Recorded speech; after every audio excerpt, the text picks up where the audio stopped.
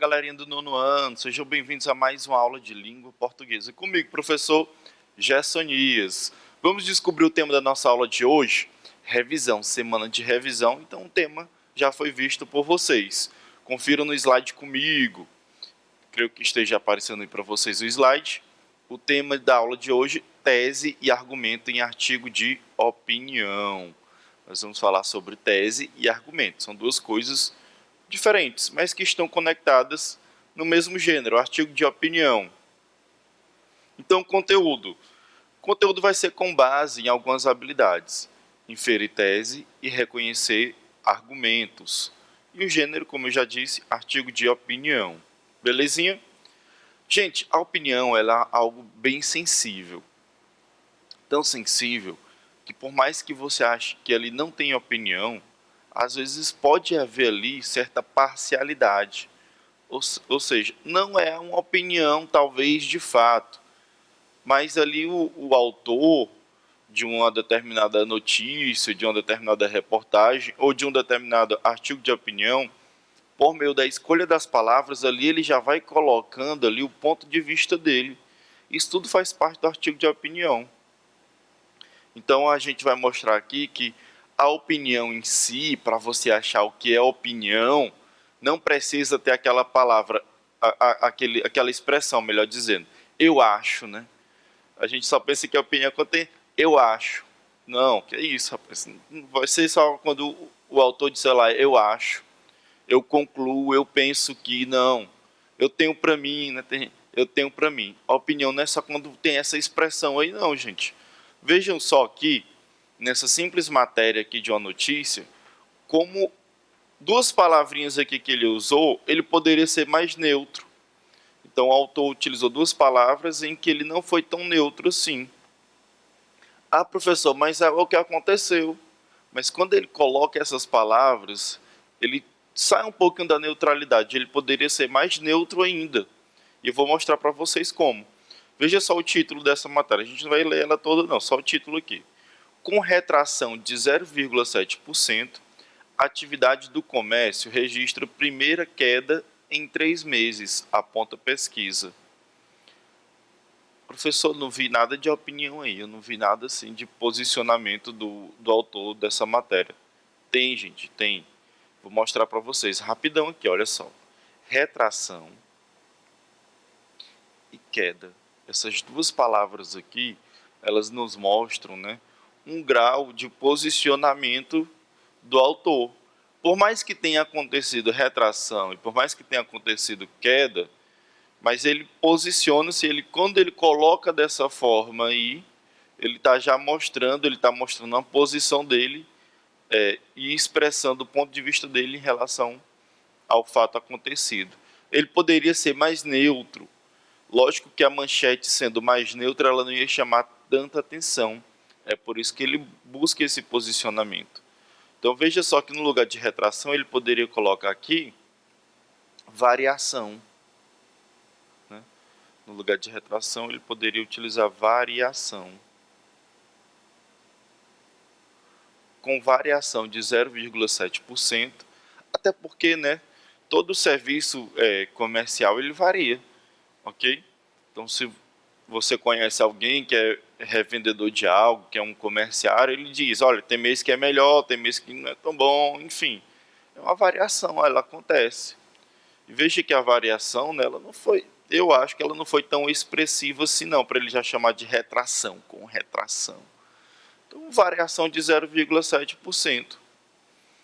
E a queda, professor, o que ele poderia colocar, né? Alteração, no caso. Ou mudança. Então, a atividade do comércio registra a primeira mudança em 3 meses, né? Ou primeira alteração em 3 meses, aponta a pesquisa. Eu olhando aqui para a manchete, olhando para o número aí, 0,7% nesse percentual, eu penso que ele utilizou duas palavras aí muito fortes, né? Retração e queda, ele poderia ter sido mais neutro. Então veja que para eu dizer assim, esse texto aqui ele tem uma opinião, não precisa ter o eu acho, viu gente? O eu tenho para mim não, viu? A gente só pensa que a opinião é quando tem essa expressão aí. Vamos seguir. Vamos à leitura de um artigo de opinião aqui com vocês. Eu vou dar o zoom para melhorar ainda aí na sua tela. Então vamos fazer essa leitura aqui. Opa, deixa eu melhorar esse zoom aqui. Vamos lá. O título do texto: Entre o otimismo e o pessimismo.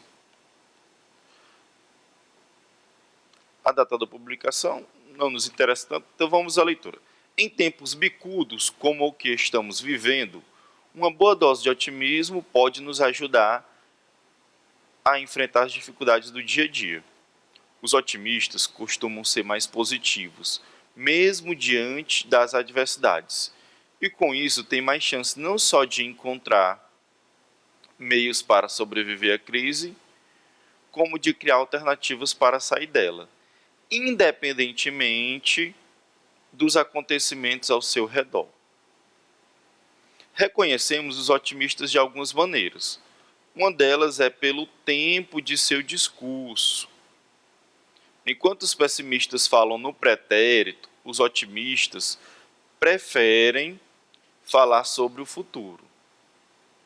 Os pessimistas insistem em ponderar como deveria ter sido. Os otimistas ocupam-se em discorrer como poderá vir a ser. Ao mesmo tempo em que um pessimista culpa o passado pelo presente, o otimista encontra nele os elementos para alavancar o futuro. É o jogo dos tempos, e cada um é mais hábil a seu jeito. Outra maneira de diferenciar um pessimista de um otimista é pelo uso do mais. Sim, do mais, a conjunção coordenativa adversativa, a palavrinha de 3 letras, muito usada quando dois pensamentos se complementam e parecem ser opostos. Usamos esse artifício linguístico todos os dias e nem nos damos conta disso. Cada vez que você diz, agora faz sol, mas mais tarde vai chover, ou minha cabeça dói, mas já vai passar, está usando uma conjunção que, assim como a preposição, tem a finalidade de ligar termos de uma mesma oração. As conjunções podem ser aditivas, conclusivas, alternativas, explicativas e também adversativas, que são as que indicam oposição entre duas ideias. O mais é uma delas. As demais nós conhecemos, porém, contudo, todavia, entretanto, no entanto, não obstante. Continua aqui na próxima página.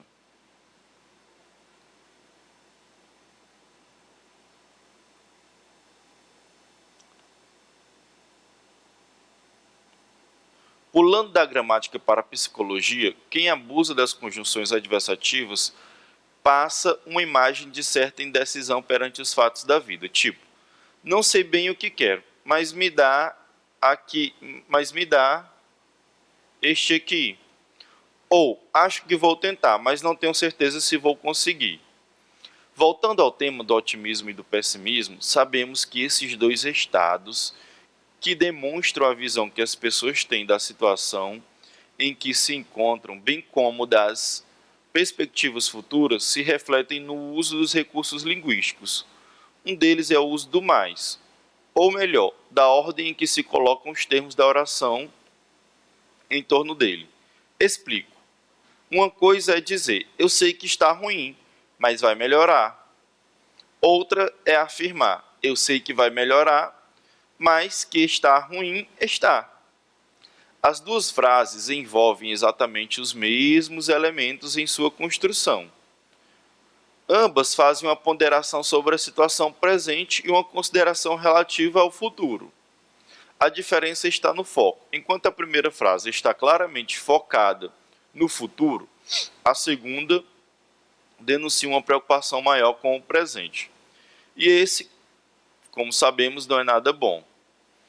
E já que é assim, proponho o otimismo consciente, aquele que não nega a realidade, mas que acredita na solução, no recomeço, na recuperação, na melhoria, no crescimento. Nosso país está como está porque fizeram com ele o que fizeram, mas ele será o que será porque faremos o que faremos? E neste caso, como diz o ditado, não tem mais nem meio mais, só depende de nós. Tem um artigo de opinião sobre otimismo e pessimismo. O que a gente pode observar é que ele vai colocando aqui, né, um posicionamento, já bem no início, em tempos bicudos, né, tempos difíceis. Veja que ele já vai definindo aí, ele já vai adjetivando as coisas.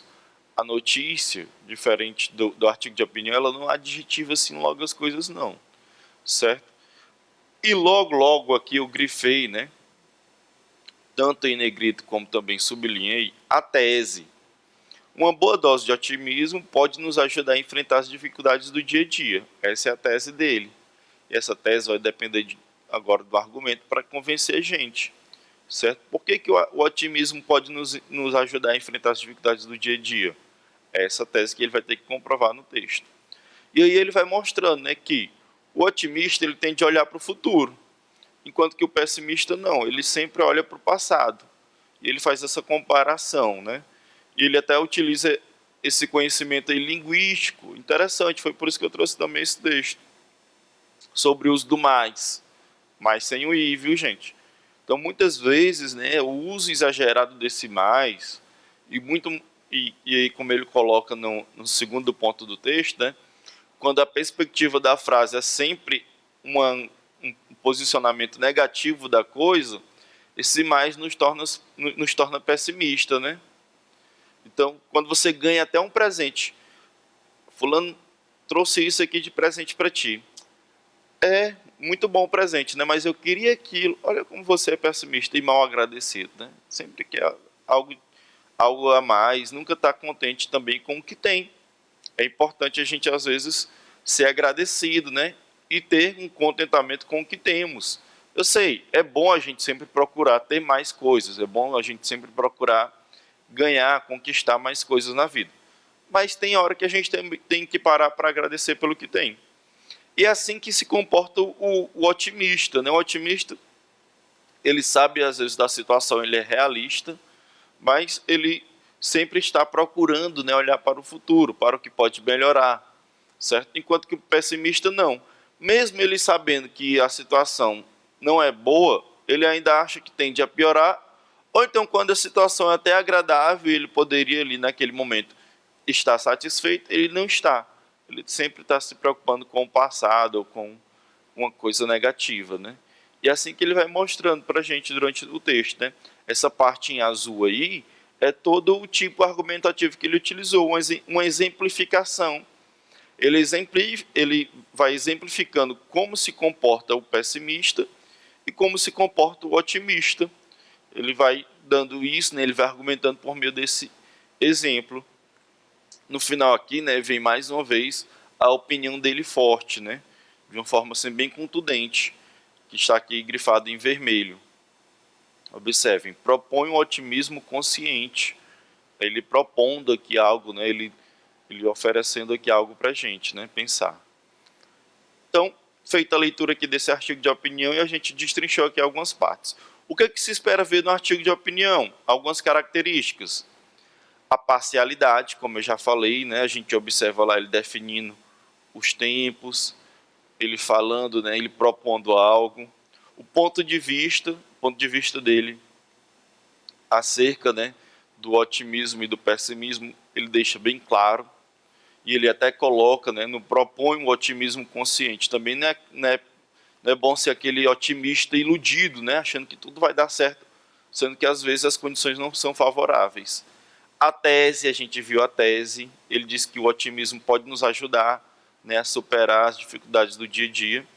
E a argumentação, ele utiliza toda a argumentação, né? O otimista olha para o futuro, o pessimista olha para o passado, né?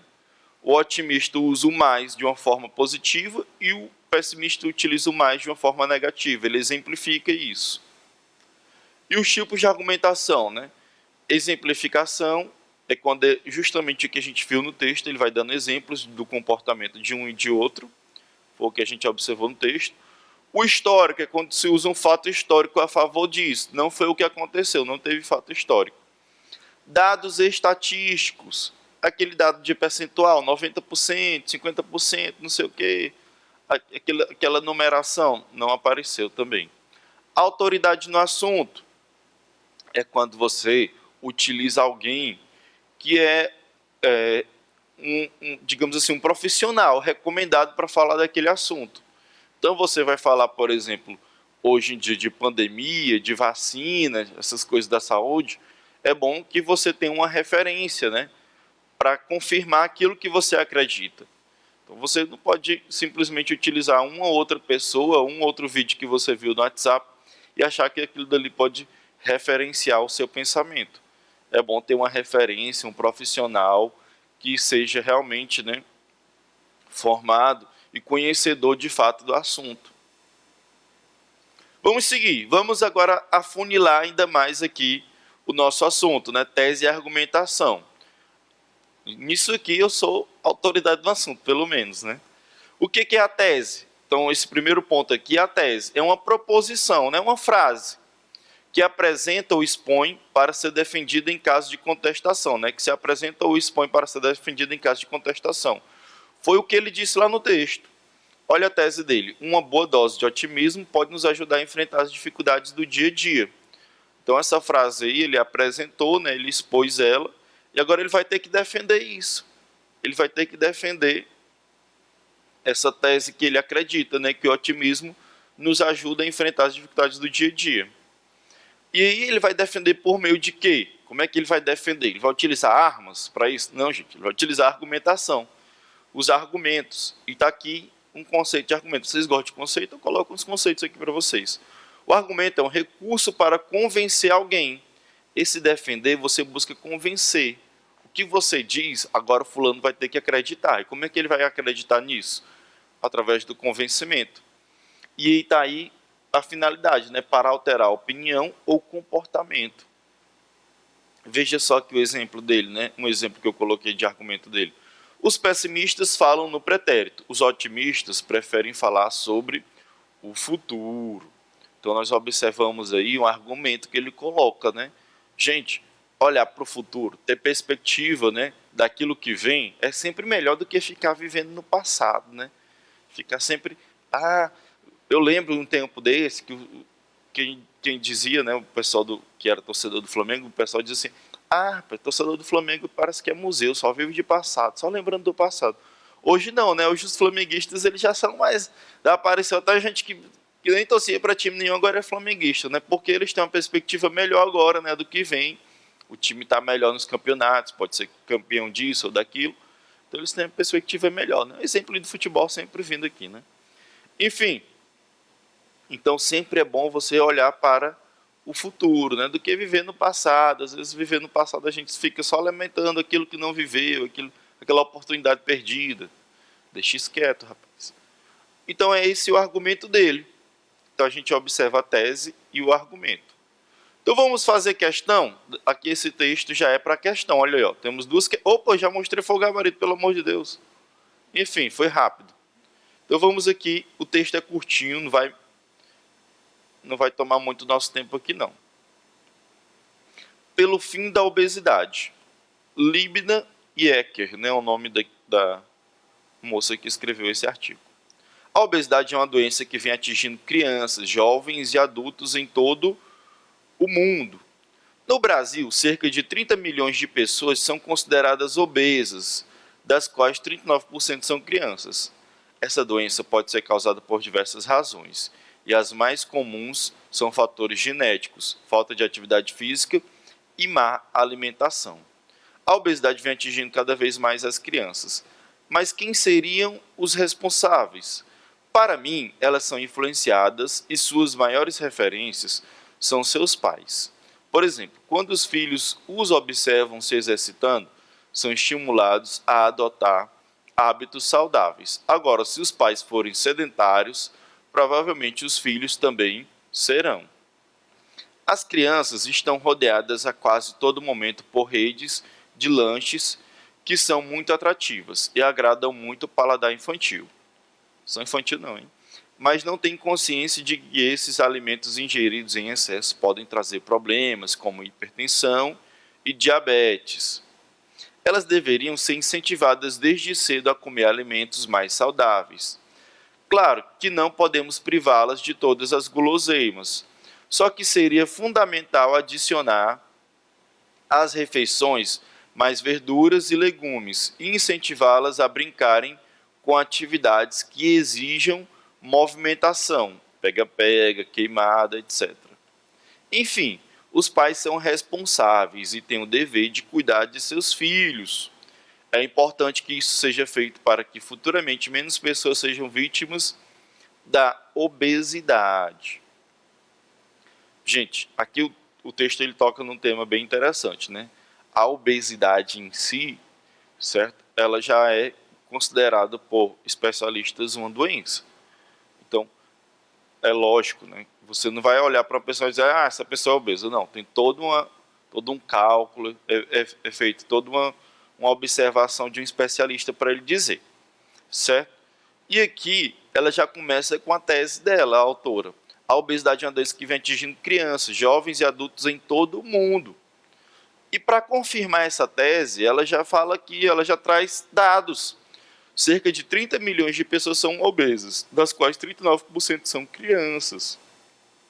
E é onde ela vai focar aqui nas crianças, né? O texto dela vai focar aqui nas crianças, certo? A gente vai observar que ela vai falar do comportamento das crianças, que as crianças, né, elas vêm cada vez mais sendo atingidas pela obesidade, e ela busca aqui mostrar quem são os responsáveis. Em primeiro lugar, são os pais, né? Os pais é quem vão influenciar a alimentação das crianças. E é verdade, né?